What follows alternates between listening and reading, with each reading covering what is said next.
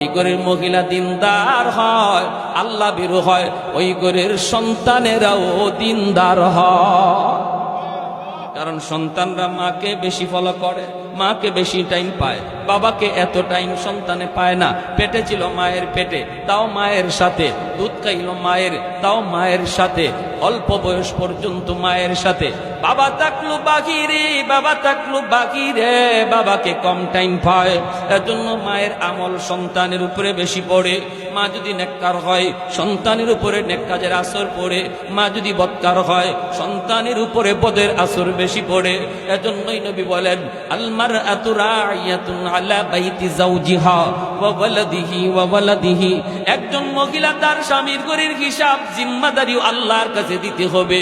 স্বামীর সম্পদের হেফাজত সে করলো কিনা, স্বামীর সম্পদের হেফাজত সে করলো কিনা, এই জবাব একজন মহিলা দিবে। আবার